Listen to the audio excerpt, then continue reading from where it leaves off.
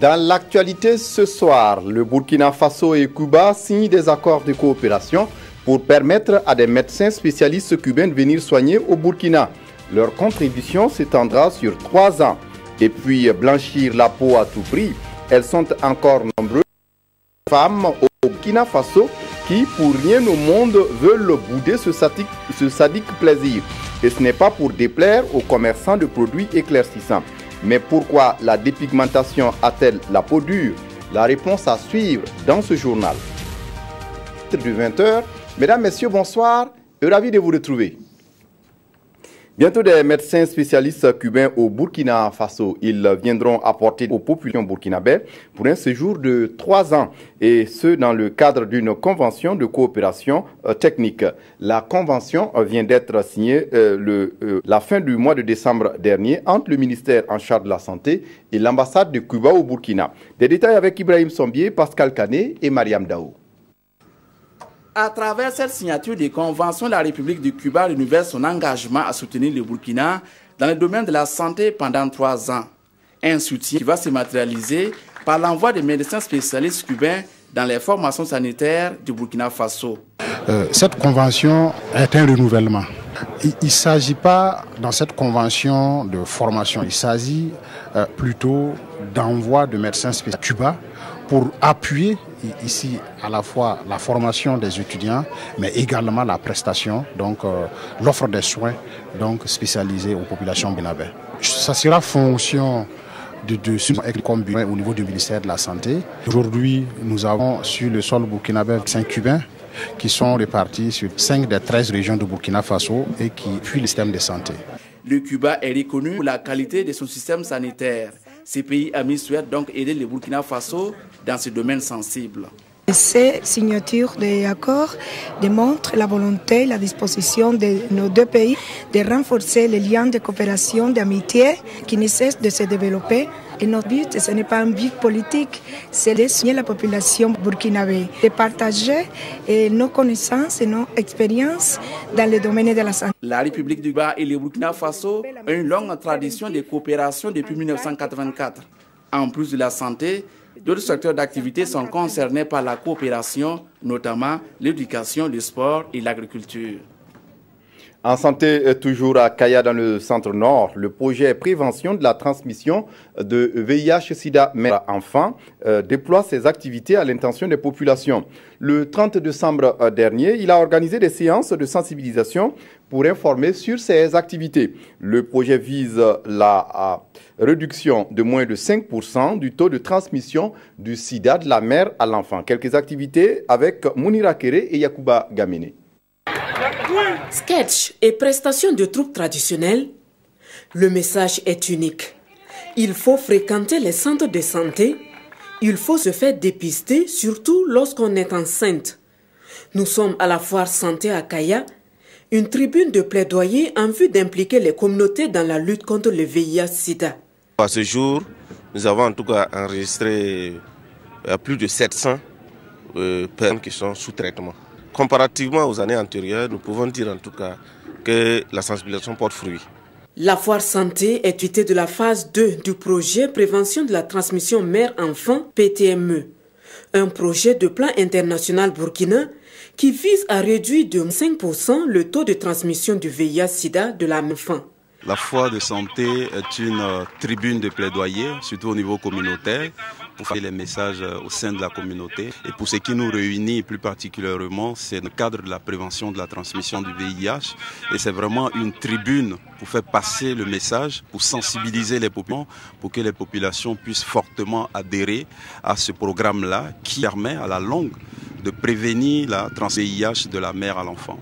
La région du centre-nord et celle de l'Est sont les bénéficiaires de la phase 2 du projet PTME, un projet qui couvre la période de 2016-2018 et est entièrement financé par Plan Sud à travers l'Agence coréenne de développement international. Dans l'actualité, c'est blanchir la peau à tout prix. Elles sont encore nombreuses, des femmes au Burkina Faso, qui pour rien au monde ne veulent pas bouder ce sadique plaisir. C'est même devenu un phénomène de société au Burkina et dans bien d'autres pays africains. Et ce n'est pas pour déplaire aux commerçants de produits éclaircissants. Mais pourquoi le blanchiment de la peau a-t-elle la peau dure? La réponse avec Ismaël Diloma Sirima. De 2011 à 2016, ce sont plus de 60 hommes et surtout de femmes qui utilisent des produits cosmétiques pour se dépigmenter la peau au Burkina. Ces résultats proviennent d'une enquête des dermatologues. Pour les spécialistes, la pigmentation désigne un ensemble de procédés destinés à s'éclaircir la peau. Une pratique non appréciée par certains Ouagavillois. Moi personnellement, je ne kiffe pas. Une femme qui se dépigmente, qui marche avec plusieurs couleurs, c'est pas la peine. Voilà, il y a d'autres, tu vois, si tu veux être caméléon, tu deviens caméléon. À vrai dire, c'est pas bien. À ceux qui se dépigmentent, il y a des odeurs nauséabondes qui sortent sur eux. Bon, il y a beaucoup de choses, quoi. Ces produits continuent pourtant d'intéresser beaucoup de Burkinabés, ce qui en fait une bonne affaire pour les commerçants. Pratiquement toutes les femmes utilisent ces produits. Les jeunes filles et même les personnes âgées en demandent. Le nombre, je ne peux pas compter parce qu'il y a beaucoup de femmes qui réclament ça tous les jours. Les produits éclaircissants, connus par les utilisateurs sous des pseudonymes comme Manamana, 24 heures chrono, rapide, clair, existent sous forme de lait corporel, de crème, d'huile et de savon. On a également des préparations artisanales, des préparations que les femmes elles-mêmes font à base de produits de lessive qui sont, disons, associés à d'autres produits de la soude même qui sont souvent utilisés. On a des produits injectables également qui sont utilisés pour pouvoir arriver à ces fins.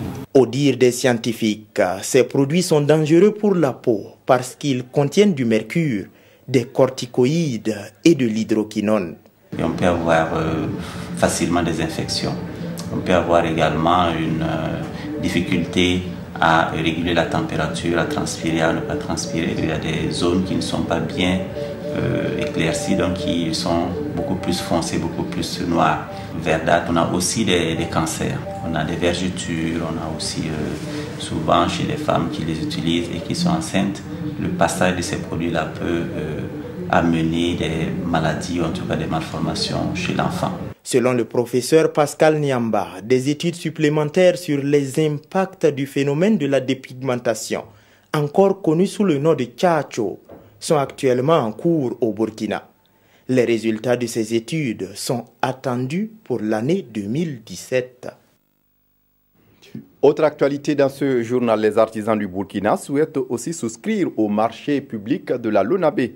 À travers la Chambre des métiers, ils viennent de signer une convention avec la Nationale des Jeux du hasard. La Lonabé entend ainsi s'engager pour la promotion de l'artisanat au Burkina. Mariam Dao, Maxime Zango.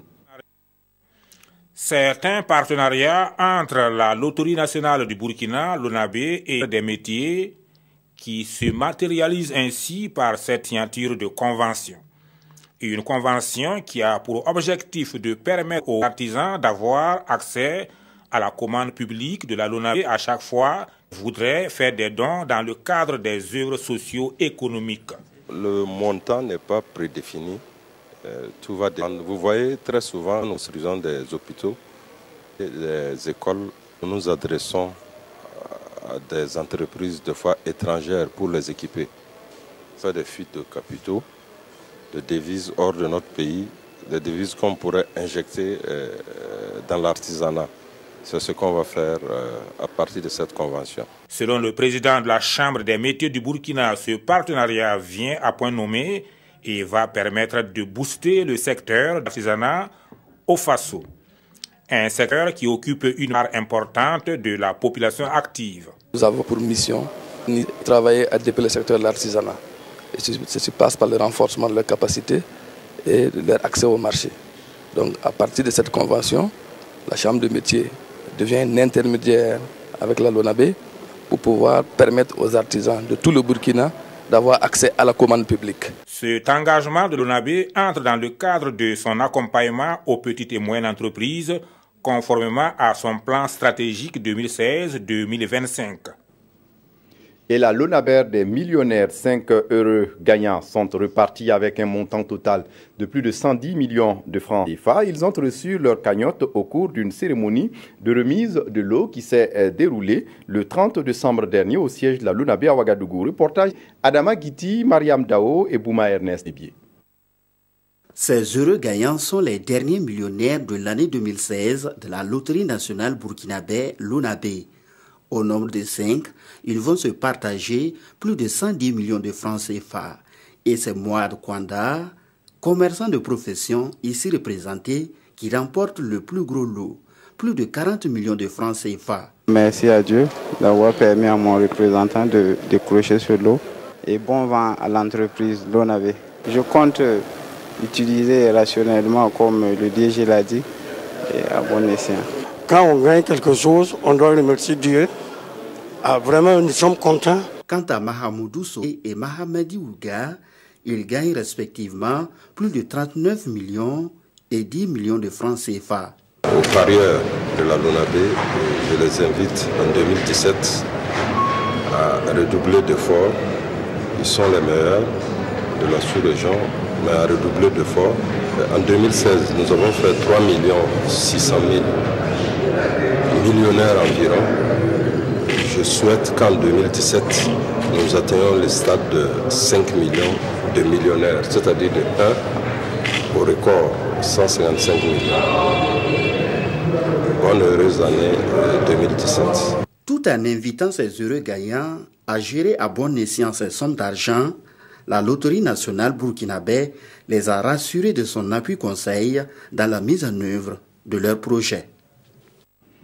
Le tout premier lycée de Dieri dans la commune de Orodara ouvrira ses portes à la rentrée prochaine en 2017.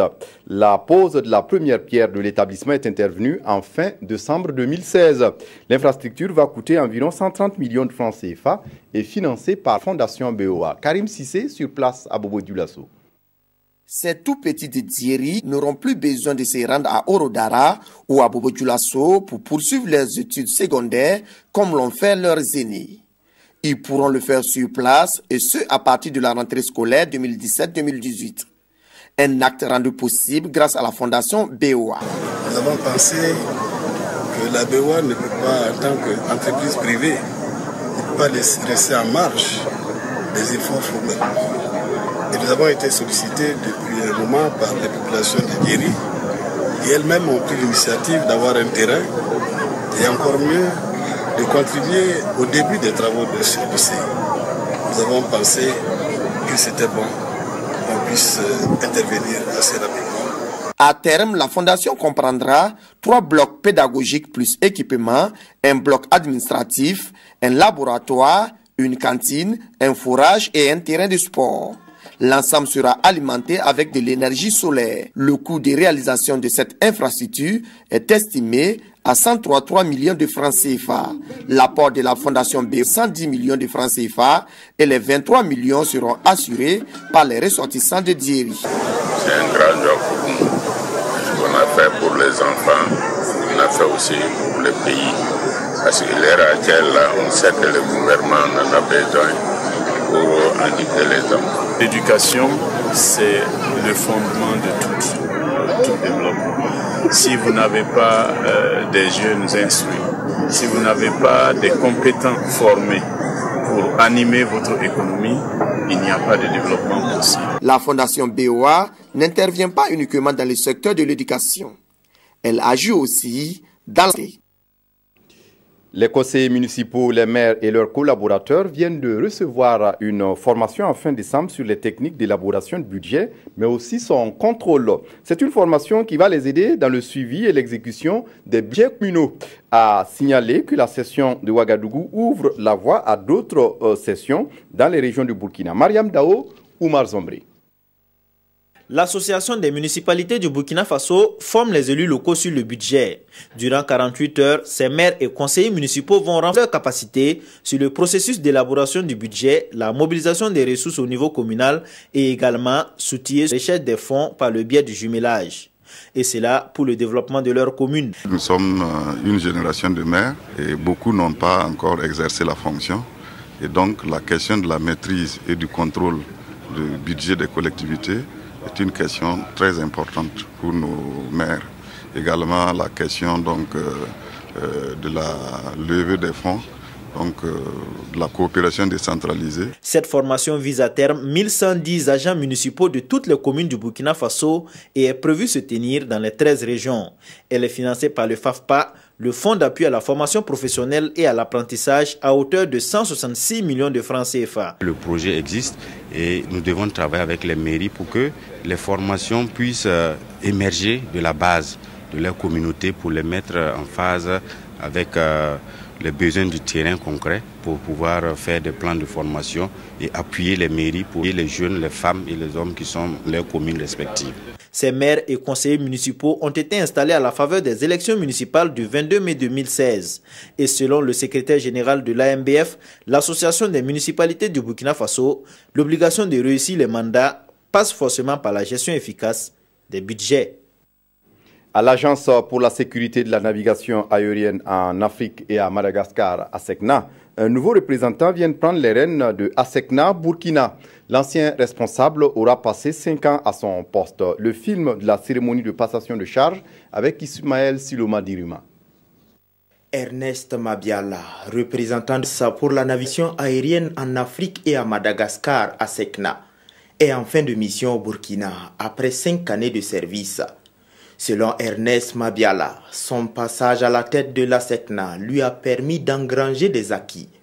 Il note par ailleurs que des chantiers n'ont pas pu être exécutés. Le projet que j'aurais bien voulu voir s'accomplir, c'est la mise en œuvre complète de tout le système de management intégré. Parce qu'aujourd'hui, ce système, nous l'avons mis en œuvre dans les volets qualité, sécurité, mais les volets environnement, les volets santé et sécurité au travail restent des chantiers ouverts. Pour le premier responsable du ministère en charge des transports, l'ASECNA est d'un appui considérable pour son département. Et de l'homme, il retient une bonne image. Au-delà de tout ce qu'il a pu faire pour accompagner le Burkina dans la réalisation des infrastructures, c'est sa disponibilité. C'est un homme de rigueur. C'est un homme de cette trempe que nous avons besoin à la SECNA. La SECNA a pour mission de guider les pilotes, de fournir des informations aéronautiques pour sécuriser le ciel afin que les avions volent en toute quiétude. Et puis la région des Hauts-Bassins regorge d'impressionnants sites touristiques et de végétation admirables. Ces joyaux sont pourtant menacés par l'action de l'homme. Sensibiliser est la solution et c'est ce que le Conseil régional de la région des Hauts-Bassins a compris. Avec ses partenaires sociaux, il a pris l'initiative de rencontrer les populations de ces zones dans l'objectif de trouver une solution durable à la protection de l'environnement. Mireille Karoy-Tougma, sur place à Bobo-Dioulasso. Un quelconque amas de pierre à première vue, bien particulier, car il serait le lit de Samori Touré. C'est ici que le conquérant reprenait des forces durant son séjour à Mai. À quelques kilomètres de ce site, et cette fois-ci à Wempea, des mystérieuses gravures sur ces roches. Accéder à ces sites relève d'un parcours du combattant. Des sites également menacés par l'action de l'homme. Une population riveraine qui dit vivre de la coupe du bois pour en faire du charbon. Par et de route, il serait difficile de mener autre activité. Et cultive après les céréales, on ne peut pas ramener ça pour passer, il n'y a pas de route. Si à l'appui correctement, on est prêt à laisser, parce que les villageois eux-mêmes comprennent que quand même faire du charbon, ça perd du bois. Ça perd aussi pour le futur. D'où la nécessité de trouver une solution afin de permettre à ces populations de vivre tout en préservant ces sites. C'est l'enjeu de ces rencontres entre les populations de Mai et de Wempea, le Conseil régional des Hauts-Bassins et ses partenaires sociaux. Pour moi, la première solution, c'est que les populations, à la base ici, accordent la valeur à ces choses, s'approprient déjà ces vestiges, ces traces qui sont là. Ça leur donnera beaucoup plus de valeur et dans ce sens, on pourra faire beaucoup de choses dans le sens de préservation. Ces communautés ont besoin de vivre. Donc ça, c'est un droit qu'il faut les reconnaître. Mais maintenant, le travail va être comment les encadrer à utiliser judicieusement cette ressource. Actuellement, on peut déjà penser à une valorisation à travers l'écotourisme. Et il n'y a pas que les sites touristiques qui soient menacés. L'environnement l'est aussi. Une carrière impressionnante à Borodougou, juste à l'entrée de la ville de Bobo-Dioulasso. Toutes les maisons que nous construisons aussi à Bobo, le sable vient de là-bas. En tant que professionnel, ce que moi je peux dire, c'est plutôt de limiter, délimiter, pour qu'on n'accède pas à certains endroits. La gestion adéquate de la carrière de Borodougou et la protection des sites touristiques sont des initiatives du Conseil régional des Hauts-Bassins en partenariat avec l'association tétractiste de la région Auvergne-Rhône-Alpes. La sensibilisation, l'aménagement routier, la recherche de solutions participatives sont entre autres des propositions issues de cette tournée de 3 jours. Pour que les Djan, une communauté ethnique du sud-est du Burkina, soient fiers de sa culture, les deuxièmes journées culturelles de Bondjigui dans la Bougouriba ont permis de revisiter des pans de cette culture. Des détails qui n'ont pas échappé à notre reporter Jacques Ouedraogo sur Place Agawa. Le Djan et sa culture, c'est sous ce thème que la deuxième édition des Journées de la culture Djan a été célébrée à Bondjigui dans la Bougouriba. Des pas de danse, des séances de simulation de charge et de tir à l'arc, suivis des rites funèbres, ont rythmé cette cérémonie. Les participants venus de tous bords se disent satisfaits d'une telle initiative. Ça fait plaisir d'assister à ce genre de trucs. Si j'avais su, j'allais venir avec des enfants qui allaient apprendre aussi, comme moi j'ai appris. La cérémonie a drainé du monde à l'école A de Bondjigui et selon les organisateurs, cette mobilisation témoigne d'une prise de conscience des populations de la nécessité de pérenniser leur culture. Cette année, avec la mobilisation que nous avons constatée, vraiment, nous pouvons dire que les gens ont pris conscience que leur culture, ils doivent tout faire pour la garder. Une conférence sur les valeurs de la culture Djan a aussi été de la partie afin d'inciter davantage les populations à s'intéresser à leur culture, particulièrement celles vivant dans les villes. Ils ont honte de leur village, ils ont honte des pratiques qui se passent dans leur village, surtout quand ils embrassent les traditions modernes, disons les traditions révélées. Je me suis dit que quand même ce serait bien d'être aux côtés de mes jeunes frères pour les accompagner afin de valoriser la culture Djan. Valoriser la culture Djan, c'est aussi le souhait de l'ambassadeur des États-Unis qui a pris part à cette deuxième édition des Journées de la culture Djan à Bondjigui. C'est tout pour ce journal. Le programme se poursuit avec le magazine des sports à 21h et à 22h30, la dernière édition de l'actualité sur la RDB. D'ici là, excellente de programme sur la RDB. Au revoir.